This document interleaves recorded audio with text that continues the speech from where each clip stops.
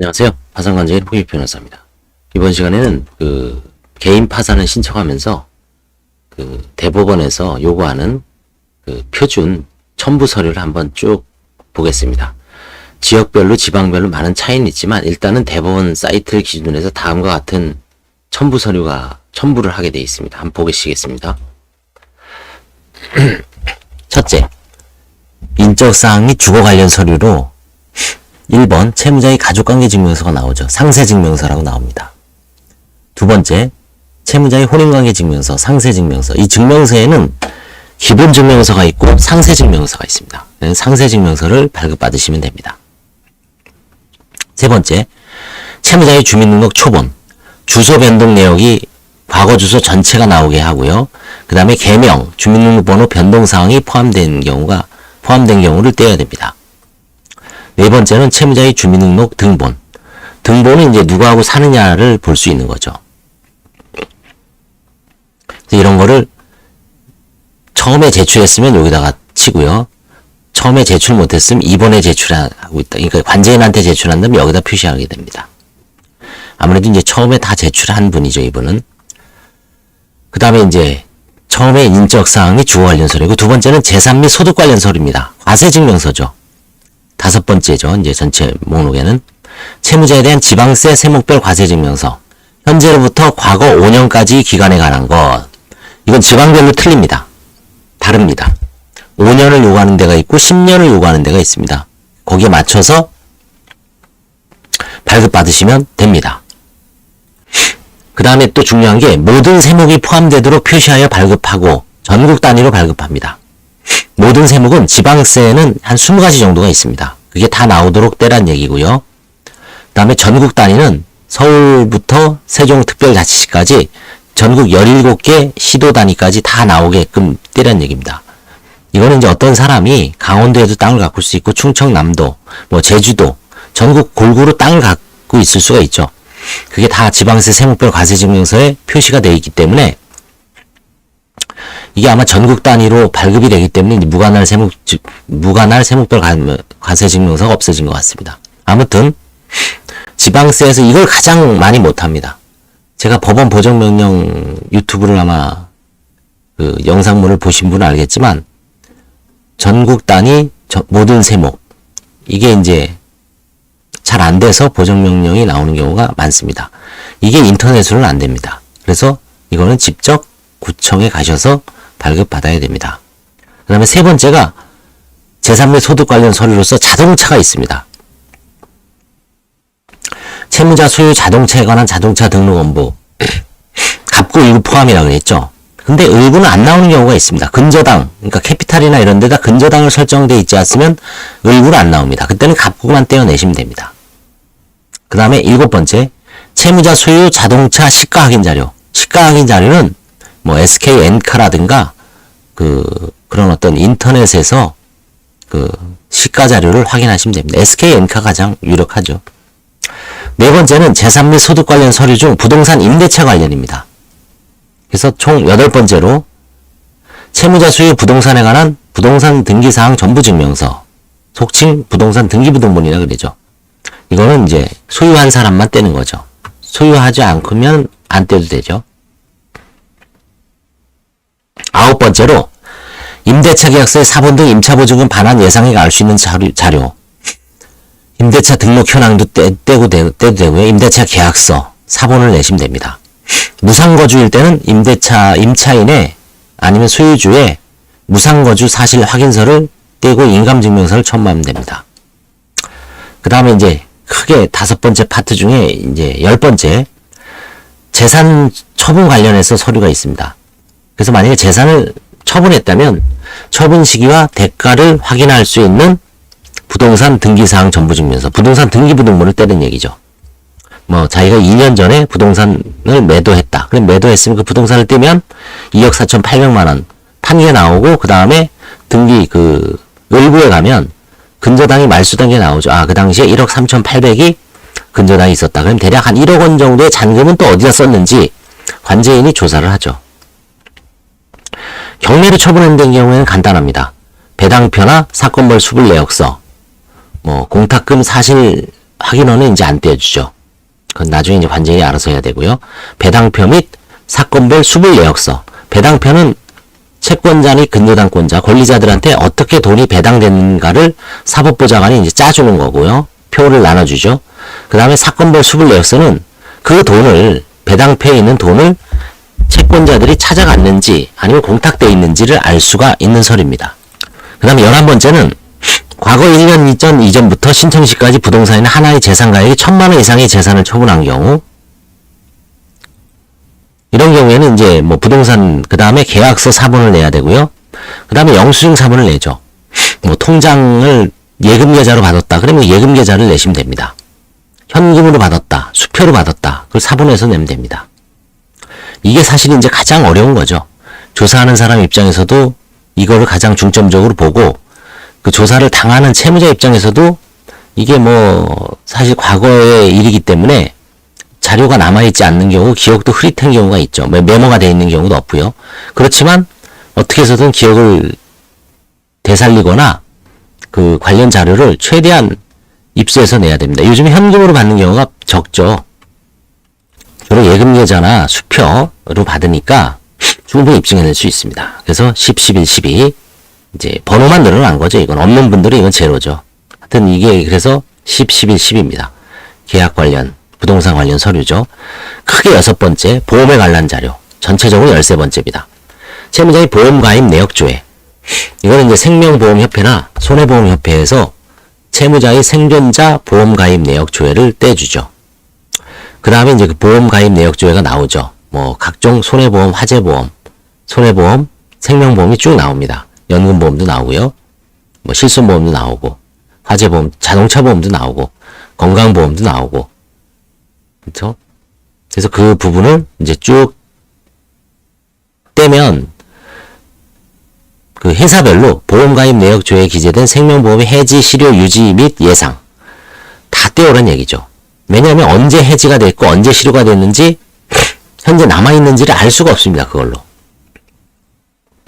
다만 그 중에서 손해, 자동차, 운전자, 여행단체, 주말 휴일 상해 이런 거는 사실은 큰 의미가 없기 때문에 그런 거는 제출하지 않아도 됩니다. 주로 이제 생명보험, 그 다음에 손해보험 중에서 생명보험에서 손해보험을 뭐 다 떼어내도 됩니다. 이걸 구별하기가 또 쉽지가 않죠. 그래서 일률적으로 다 떼어내시면 알아서 이제 구별을 해줘, 관제인이. 그 다음에 이제 재산 및 소득 관련 서류 중에 근로, 영업, 기타 소득. 채무자가 개인 영업을 하였던 경우, 영업을 하였던 경우가 중요하죠. 세무 관련 8대 증명이 있습니다. 여기 이제 이게 이제 8대 증명은 뭐냐면 1번부터 8번은 세무 공무원에 가다가 이렇게 꼭자 표시를 하면 다 떼어줍니다. 서울에서는 현재, 서울이 아니라 대법원에서는 3년까지 기간에 관한 것을 발급받도록 하고 있습니다. 8대 증명이면 세무 관련 8대 증명은 사업자 등록 증명, 휴업 사실 증명, 납세 및 체납 사실 증명, 소득 금액 증명, 부가가치세 표준 증명, 부가가치세 면세 사업자 수익 금액 증명, 표준 재무제표 증명, 그 다음에 폐업 증명. 원래 폐업 증명은 저 3번에 가 있어야 되는데 하여튼 이렇게 되어 있습니다. 그 다음에 이제 9번째가 종합소득세 확정신고서 최근 2년분. 이건 주로 자영업자들이 내죠. 그 다음에 채무자가, 그래서 이 9번이 새로 신설이 됐습니다. 대법원에서. 그래서 요거를 좀 유의하셔야 돼요. 그 다음에 채무자가 급여소득이 있는 경우는 급여 증명서 최근 2년분 회사에서 떼면 되죠. 그 다음에 근로소득세 원천징수 영수증의 사본. 이건 연봉으로 돼 있죠. 연도별로 나옵니다. 지금은 2023년인데 2022년도가 아마 아직 안 나올 겁니다. 5월 정도 돼야 나오나요? 아니면 3월 정도면 나옵니다. 근로소득세 원천징수 영수증 사본. 이게 가장 중요하죠. 근로소득자한테는. 그래서 이 사람이 연봉 혹은 월봉이 어느 정도 했는지를 알 수 있습니다. 고액 연봉자였는지 아니면 뭐 2, 3천 정도 되는 생활비 근처에 어떤 연봉을 받았는지를 알 수가 있습니다. 25번째, 연금을 받는 경우에는 수급증명서를 뗍니다. 연금 수급증명서. 우리나라 연금은 다채롭게 돼 있죠. 공무원연금, 그 다음에 사립학교 교원연금, 그 다음에 국민연금. 이런 식으로 나눠져 있고요. 사연금도 많죠. 연금을 받는 경우 수급증명서 띄고요. 그 다음에 26번째, 생활보호 대상자인 경우에는 수급증명서가 있습니다. 수급증명서도 여러 단계가 있죠. 수급증명서, 기초생활수급증명서, 수급자가 있고, 그 다음에 이제 각 파트별로, 뭐, 의료급여를 받는 분이 있고, 뭐, 장애급여를 받는 분이 있고, 그 다음에 뭐, 그런 식으로 세부적으로 나눠 있죠. 그 다음에 이제 뭐, 한부모 가족, 그런 수급증명서도 있죠. 그래서 그 수급증명서는 자기가 어디에 해당되는지 그 증명서를 떼어줍니다. 27번, 기타 수입원을 나타내는 자료. 본인이 수입 없이 가족의 수입원으로 지내는 분들은 이제 그걸 떼면 되죠. 그 다음에 크게 여덟 번째 파트에선 재산 및 소득 관련 서류죠. 계좌. 계좌는 과거 1년부터 현재까지 채무자 명의의 모든 은행 거래 내역서 또는 금융결제원 계좌 통합관리 서비스에서 발급받은 은행별 계좌 내역서, 계좌 상세 내역서를 내라고 합니다. 이거는 이제 활동, 비활동 계좌라고 해서 금융결제원에 가면 페이인포라고 해서 활동, 비활동 계좌 내역을 떼어줍니다. 모든 은행에서. 그걸 갖고 가서 이 사람이 과거에 하나은행 계좌가 있었다. 그럼 그걸 떼어오시오. 지금 1년에 만약에 활발하게 농협에 있었다. 그럼 농협 계좌를 다 떼어오시오. 그 다음에 이제 관제인별로 조사의 필요성에 의해서 1년이 아니라 3년, 5년을 요구할 수도 있습니다. 탄력적입니다. 여기는 이름 표준을 정한 거지 이게 절대적인 건 아니죠. 29, 30, 31은 이혼 관련 서류입니다. 최근 2년의 이혼화에 따라 재산 분야한 사실이 있는 경우 재산 분할 위자료 등 명목에 관계없이 오른쪽의 자료를 제출해라. 이혼에 따라 배우자에게 분야한 모든 재산 내역. 그 다음에 협의이혼 시 미성년 자녀가 있는 경우 양육비 부담조서. 재판상 이혼의 경우 판결서, 조정조서 등 재판서 및 확정증명. 이혼에 관한 모든 서류를 특히 재산 분할, 양육비 부담에 관해서는 이게 적정한 분할이었는지, 그 다음에 재판상 이혼의 경우 혹은 재판상 조정의 경우에도 적정한 분할이었는지를 그 조정 사항을 보고 판단할 수 있죠. 자기의 전 재산을 넘겨주고 파산 신청하면 이건 용납이 안 되죠. 부인권 대상입니다. 그 다음에 이제 모든 재산이 배우자 명의로 되어 있는데 재산 분할을 안 하고 이혼하는 경우 있죠. 이 경우는 이제 판례가 생겼죠, 작년에. 제가 늘 강조하지만 2022스 613 대부분 결정이 있었기 때문에 그 결정에 의하면 그런 경우는 이제 관제인이 나설 수가 없습니다. 배우자 명의로 모든 재산이 되어 있고 남편은, 채무자는 이제 뭐 사업에 실패해서 파산한 경우에 이혼을 했는데 재산 분할을 안 했다는 이유로 관제인이 나서서 채권자 대의권을 행사할 수 없다는 게 2022스 613 판결이죠. 다만 예외적으로 명의신탁 재산이라면 또 건드릴 수 있는 여지가 있죠. 설사 그 대법원 결정이라더라도 재산 분할을 못한다는 거지 명의신탁에 의한 민사적인 소유권 이전 등기 청구권까지 막을 수는 없습니다. 그래서 이제 그런 경우에는 사실 완전하게 논란이 종식된 건 아니고 일부 뭐 관여할 여지가 아직은 조금 남아있지 않을까 생각됩니다. 근데 기본적으로 이제 많이 줄겠죠.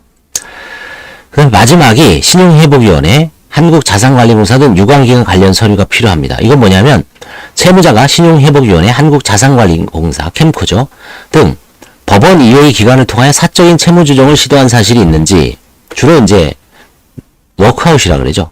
프리워크아웃, 워크아웃 등 사실이 있는 경우 이와 관련된 자료, 뭐 신용상담 보고서라든가 아니면 뭐 채무조정서, 그렇죠? 아니면 납입 내역서, 이런 서류를 떼어다 주면 관제인은 혹은 뭐 법원에서는 쉽게 판정을 할 수가 있죠. 아무튼 이게 세부 항목은 32가지지만 기본적으로 서울회생법원, 과거에 서울회생법원에서 29개에서 14개로 줄인 것 중에 일부 조금 더 추가된 것만 보겠습니다. 추가된 건 뭐냐면 요겁니다. 종합소득세 확정신고서. 종합소득세가 없는 분들은 안 내도 되죠. 그 다음에 이제 두 번째가 연금 받는 경우에 수급증명서, 생활보호 대상자 수급증명서. 이건 뭐 크게 부담이 안 됩니다. 그 다음에 이제 이혼은 옛날부터 있었고요. 이제 추가된 게 금융결제원의 활동, 비활동 계좌, 계좌 통합정보 관리 서비스. 이게 이제 결정적으로 들어간 거죠. 이게 사실상 신규 추가된 유일한 거라고 보시면 됩니다. 어떻습니까? 그 대법원 사이트에 나오는 그 첨부 서류를 한번 쭉 항목별로 짚어봤습니다. 이걸 유념하셔서 쭉 준비하시면 됩니다. 감사합니다.